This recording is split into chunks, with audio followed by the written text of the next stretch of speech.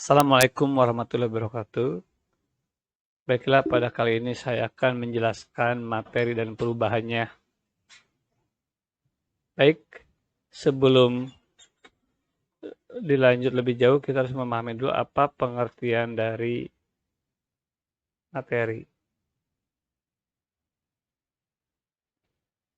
Apa yang maksud dengan materi? Materi adalah segala sesuatu yang memiliki massa dan menempati ruang.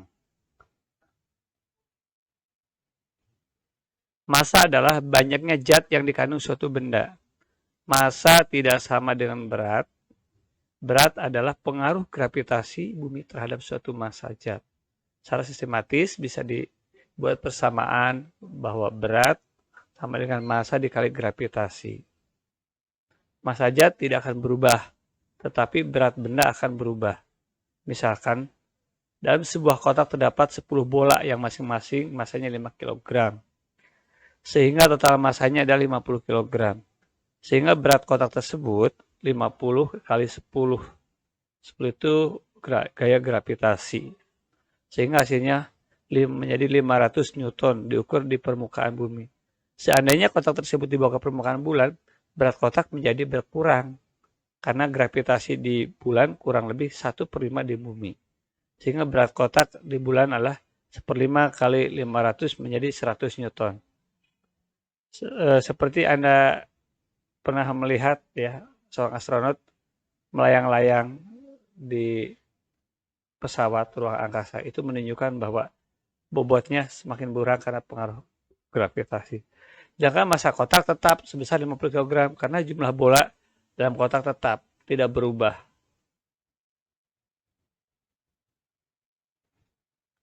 Materi di alam dapat mengalami perubahan. Perubahan pada materi dapat bersifat tetap atau sementara.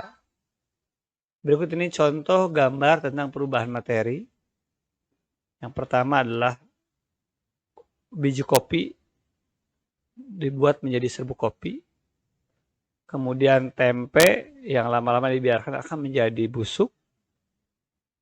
Kemudian ada gambar tentang potongan es yang lama-lama menjadi cair. Selanjutnya ada tumbukan batang korek api yang dibakar. Dari keempat gambar di atas dapat dikelompokkan di mana zat yang mengalami mana zat yang mengalami perubahan sementara dan yang tetap. Biji kopi ditumbuk berubah menjadi bubuk tetapi memiliki rasa yang tetap sebagai kopi. Tempe kalau dibiarkan lama-lama akan membusuk dan rasanya berubah. Potongan balok es dibiarkan akan mencair, kembali menjadi air. Batang korek api dibakar berubah menjadi arang dan tidak mungkin kembali. Sehingga bisa disimpulkan perubahan yang sementara yaitu kopi, kemudian es menjadi air, sedangkan perubahan yang menetap tidak mungkin kembali ke bentuk semula yaitu tempe membusuk dan batang korek api yang terbakar. Perubahan yang bersifat sementara selanjutnya disebut dengan perubahan fisika, sedangkan yang bersifat tetap disebut dengan perubahan kimia. Jadi mana saja menurut Anda yang termasuk dalam perubahan fisika dan kimia yang tadi di atas kita udah bahas ya. Lanjutkan. Kalau kita simpulkan atau kita buat rangkuman, di sini ada tabel tentang perubahan fisika dan perubahan kimia. Untuk perubahan fisika, satu, zat tidak terbentuk zat baru. Sedangkan untuk perubahan kimia, terbentuk zat baru. Komposisi materi tidak berubah. Walaupun di situ air cair, es berbentuk padat, tapi tetap komposisinya sama. Tidak ada berubah. Sedangkan komposisi untuk perubahan kimia, sebelum dan sesudah reaksi mengalami perubahan. 3. Tidak terjadi perubahan warna, bau, rasa, dan tidak terbentuk endapan pada perubahan fisika. Sedangkan pada perubahan kimia ditandai dengan terbentuknya gas, endapan, perubahan suhu, perubahan warna, perubahan bau, dan perubahan rasa. Bagi contoh tadi es, itu pada dasarnya adalah air ya. Hanya berubah wujud menjadi padat. Ketika mencair menjadi air lagi. Sedangkan pada perubahan kimia, batang korek api tadinya kayu setelah dibakar materinya berubah menjadi arang, ada arang dan abu dan sebagainya. Kemudian terbentuk perubahan warna jadi hitam. Perubahan fisika yang bersifat sementara itu merujuk pada perubahan wujud zat. Kita lihat ada perubahan wujud zat atau change of state.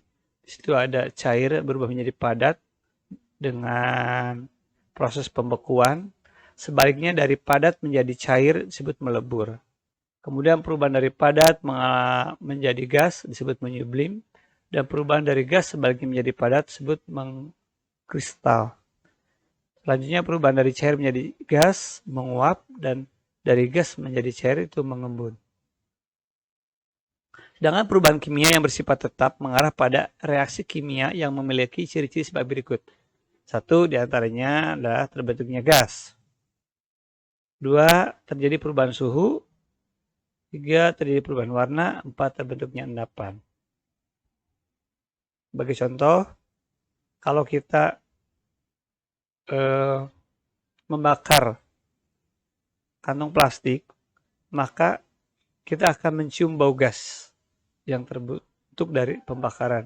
Kemudian perubahan suhu jelas terasa panas. Terjadi perubahan warna juga sama. Kantong plastik putih kalau dibakar tetap jadi hitam. Timbul endapan. Nah, untuk timbul endapan tidak mengendap karena ini untuk pembakaran.